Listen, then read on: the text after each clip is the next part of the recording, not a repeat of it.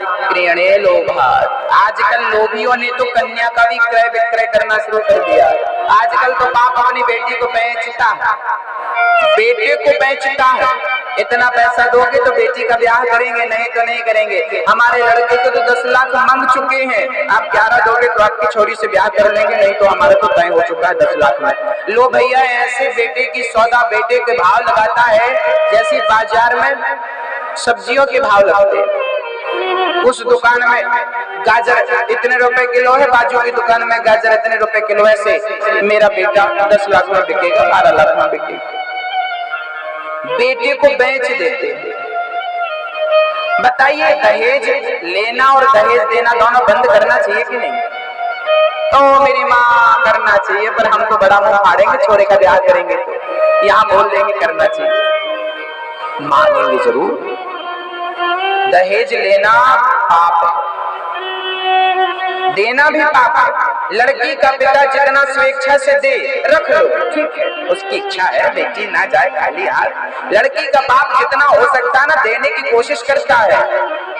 परेशान तब हो जाता है जब सामने वाला मुंह बड़ा फैलाता है, बड़ा मुंह फाड़ता, ये चाहिए, ये डिमांड है। अधिक कामनाएं मत रखो, यही आपके दुख का कारण है। सबसे बड़ी संपत्ति संतोष में है।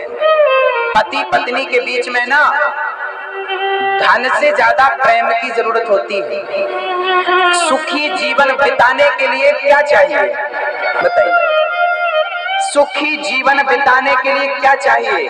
प्रेम चाहिए कि पैसा चाहिए? बता दो, आज आप निर्णय करो, क्या चाहिए?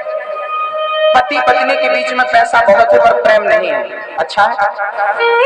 क्या बोलो? प्रेम है।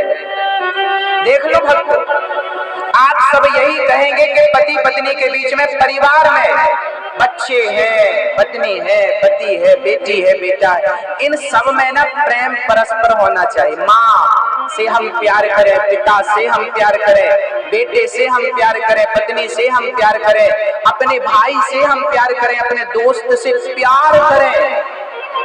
प्यार हो, पैसा ना होगा चलेगा। पैसा है, प्रेम नहीं है तो नरक बन जाएगी जिंदगी। राम और सीता पति पत्नी थे कि नहीं? इन दोनों में क्या था? पैसा था कि प्रेम था? प्रेम के लिए अयोध्या का राज्य त्यागा राम ने। सीता राम के संग चली ना, मेरा पति जैसे रहेगा सूखे गीले में मैं वैसी रहूंगी। पति जैसे, पति के सुख में सीता सुखी थी कि नहीं? बोलो मेरी माँ, सुखी थी? रावण चुरा कर ले गया, लंका में ले गया, लेकिन सीता को क्या उस लंका में सुख मिला? अरे सच्ची पतिव्रता नारी होती है ना, वो सोने के महलों में नहीं, वो धन से नहीं, पति के प्रेम से ही सुखी होती है। तो प्रेम है तो आप करोड़पति हैं, ऑलरेडी हैं, और नहीं है तो करोड़ों है। इस काम की वो संपत्ति जहाँ सब कुछ है पर शांति नहीं है, आनंद नहीं है, सुख नहीं। प्रेम हो। नारद जी बोले, मैं वृंदावन चला गया, वहां पर एक 16 साल की कन्या रो रही थी, उदास बैठी थी। एक बूढ़ा इस तरफ सो रहा था, एक बूढ़ा इस तरफ सो रहा था। मैंने कहा कि ये क्या हो रहा है? ये बूढ़ों का मेला है। मैं वहां से वापस जाने लगा, वो 16 साल की कन्या खड़ी हुई और दौड़ते हुए मेरे चरणों को पकड़ के बोले, भो साधु क्षणं तिष्ठा मच्चिंतामपि नाशया दर्शनं तव लोकस्य सर्वथा गेहरं परम्।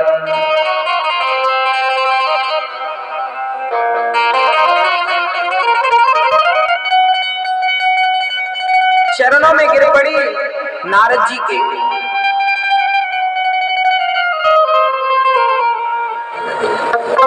चरणों में गिर पड़ी। नारद जी बोले, देवी कौन हो? ओ भगवान, मेरा नाम भक्ति है, ये मेरा बेटा है ज्ञान, ये मेरा बेटा है वैराग्य। नारद जी बोले, आप भक्ति हो? इतनी परेशान क्यों हो? महाराज जब से कलयुग आया है तब से मैं परेशान हूं, आप कुछ कृपा करो कि मेरा ये कष्ट दूर हो जाए। नारद जी कहते हैं चिंता ना करो, भगवान का भजन करो, भगवान की शरण में रहो, सब अपने आप ठीक हो जाएगा, चिंतन करो। नारद जी आश्चर्य में डूब गए, भगवान भक्ति की ये हालत कहाँ उत्पन्न भई, कहाँ का जन्म है? नारद जी ने पता लिया भक्ति का, तो भक्ति ने अपना बता दिया। उत्पन्ना द्रविणे साहं वृद्धिं कर्णाटके गता, क्वचित् क्वचिन् महाराष्ट्रे गुर्जरे जीर्णतां गता। उत्पन्ना द्रविणे शाह, में द्रवण देश में उत्पन्न भई, वृद्धिम कर्नाटके गता, में कर्नाटक में बड़ी भई। हृदय में भक्ति का जन्म होता है, कानों से जब कथाएं सुनते हैं तो भक्ति बड़ी होती है, और कहीं कहीं भक्ति को सम्मान मिला। क्वचित क्वचिन महाराष्ट्र, ये महाराष्ट्र ये शरीर है, इस शरीर से कोई भजन करता है तो कोई अपमान करता है भक्तों का। और गुजरात में तो भक्ति बुद्धि हो गई। ये गुजरात क्या है? बोले भजन के बिना बीत गई रात, भजन के बिना बीत गया समय, वही तो गुजरात है। गुजर गई रातें भजन के बिना, लड़कपन खेल में खोया, जवानी नींद भर सोया, बुढ़ापा देख के रोया। क्या कहते हैं? बड़ी विडंबना है भक्तों।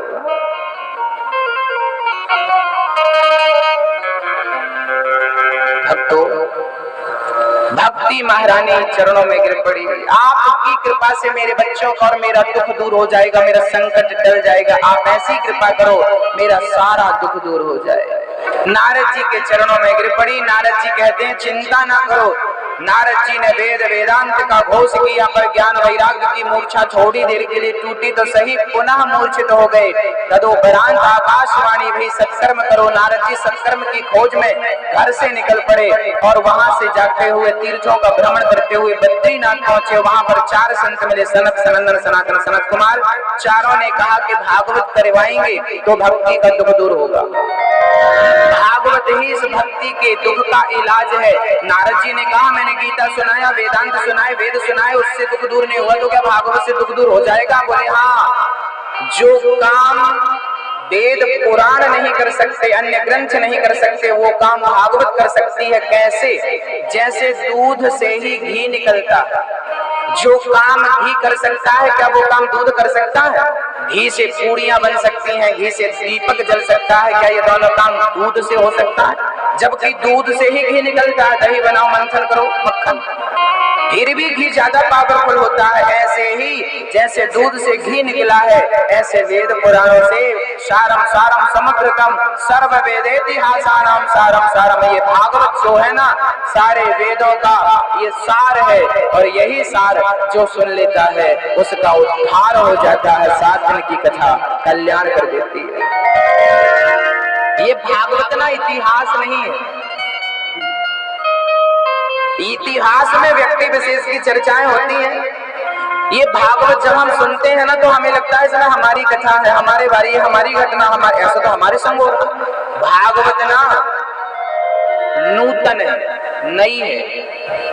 फिल्मी गाना आज आया, साल भर में पुराना हो जाता है। पुराने गाने आप बोलते हैं भाई पुराने ओल्ड गाने सुनाइए, पुराने गाने पुराने हो गए। पिक्चर आज आई, पुरानी हो गई। सवेरे का पेपर, सवेरे का अखबार, आज का अखबार क्या आप कल पढ़ेंगे?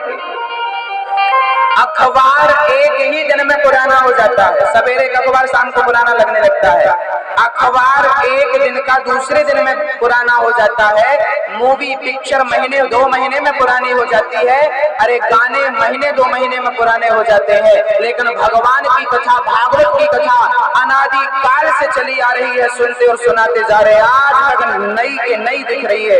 आज आपने हजारों बार सुनी होगी भागवत, लेकिन आपको कभी ये नहीं लगा होगा कि बोर हो रहे, हम परेशान हो रहे, हम पुरानी भागवत वही क्या रे भाई, इसमें नयापन है। नयापन क्यों आता है? क्योंकि ये साक्षात भगवान का स्वरूप है। ये भगवान ही है। कथा के रूप में, कथा के द्वारा हमारे कान में प्रवेश कर रहे हैं। भगवान हृदय में पहुंचते हैं। जानते हैं कहां से? प्रविष्टा कर्ण रंध्रेना, कान से जब भगवान की कथाएं सुनते हैं ना तो भगवान कान के दरवाजे से हृदय तक पहुंचते हैं। ईश्वर यहाँ से जाता है, कान से यहाँ पहुंचता है। तो आप कथाएं सुन रहे हैं, मतलब ईश्वर को अपने हृदय में बिठा रहे हैं।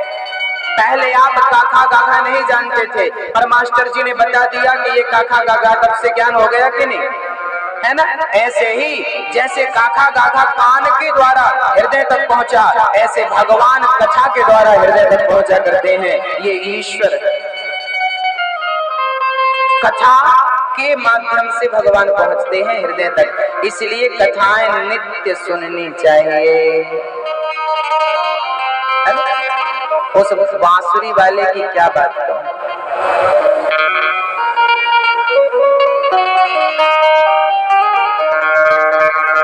मेरा जी करता है श्याम के भजनों में खो जाऊं,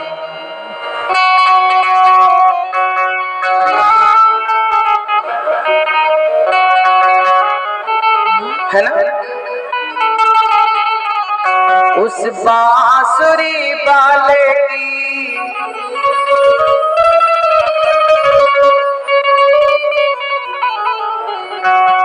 मेरा जी करता है शाम के भजनों में खो जाऊं।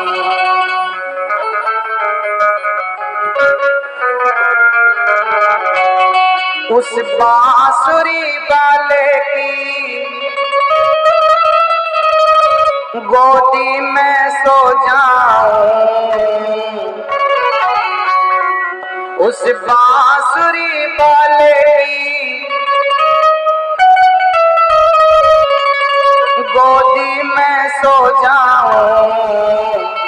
मेरा जी करता है शाम के भजनों में खो जाऊं। मेरा जी करता है शाम के भजनों में खो जाऊं। मेरा जी करता है शाम के भजनों में खो जाऊं। मेरा जी करता है शाम के भजनों में खो जाऊं।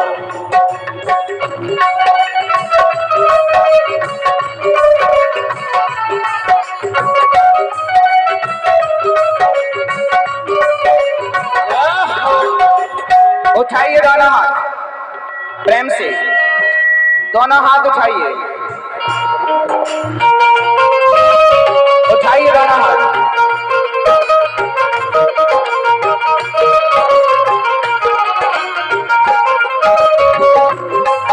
उस बांसुरी वाले की,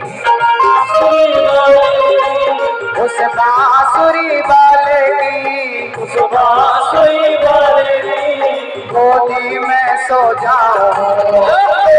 करता है शाम के भजनों में खो जाऊं। मेरा जी करता है शाम के भजनों में खो जाऊं। मेरा जी करता है शाम के भजनों में खो जाऊं।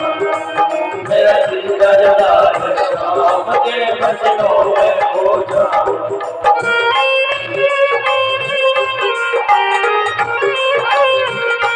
गाना हाथ उठा के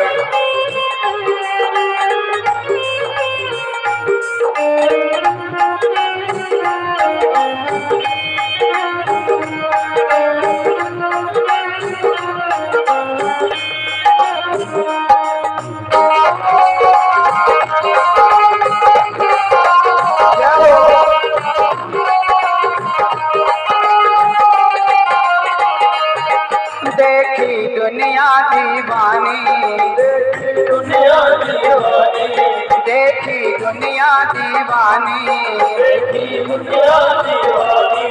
ये मतलब की मस्तानी, ये मतलब की मस्तानी। बिन मतलब रुख ना जोड़े यहाँ नित नित नई कहानी। बिन मतलब रुख ना जोड़े किसी किसी को छोड़ो गाना, किसी किसी को छोड़ो गाना, किसी किसी को छोड़ो गाना, किसी किसी को अपना। मेरा जी करता है श्याम के भजनों में खो जाऊं। मेरा जी करता है मेरा जी करता है श्याम के भजनों में खो जाऊं।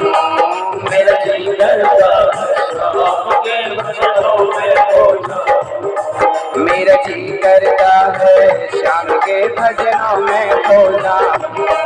मेरा जी करता है श्याम के भजनों में खो जाऊं।